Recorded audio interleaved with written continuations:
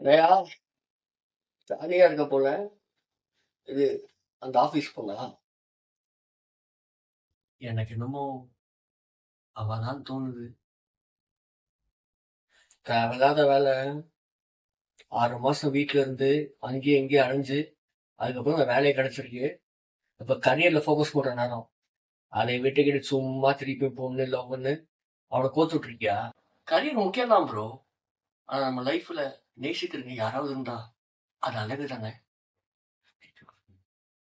புரியுது. அவனுக்கு சின்ன வயசுல இருந்து அவங்க அப்பா அம்மா கிட்ட இருந்து அன்பு கிடைக்கல. அதனால அன்பை தேடி அலைஞ்சான்.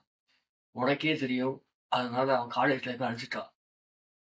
அதனால இப்போ வேணாம், நான் பாத்துக்கிறேன், நீ விட்டுரு. நீ என்ன பாக்குறது? நான் முடிவு பண்ணிட்டேன். உனக்கு ஒரு விஷயம் தெரியுமா? மனுஷங்க ரொம்ப புத்திசாலிங்க. ஆனா உன்னோட செயலால, எப்படி உன்னோட செயலால அவங்க பாதிக்கப்படுறாங்க.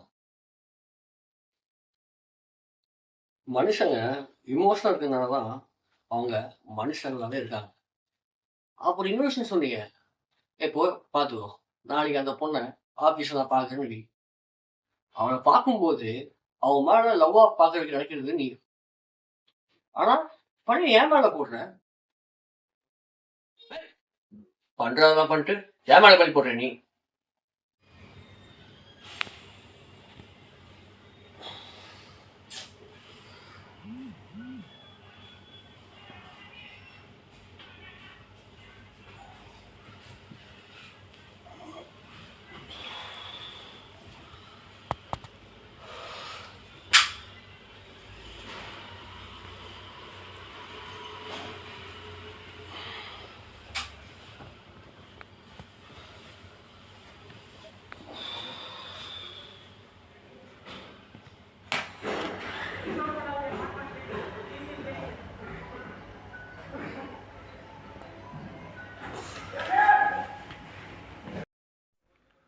இந்த உலகத்தில் 2 விதமான மனுஷங்க இருக்காங்க.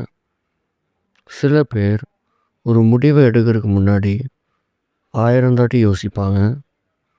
இன்னும் சில பேர் தனக்கு மனசுக்கு தோணுதை செய்வாங்க.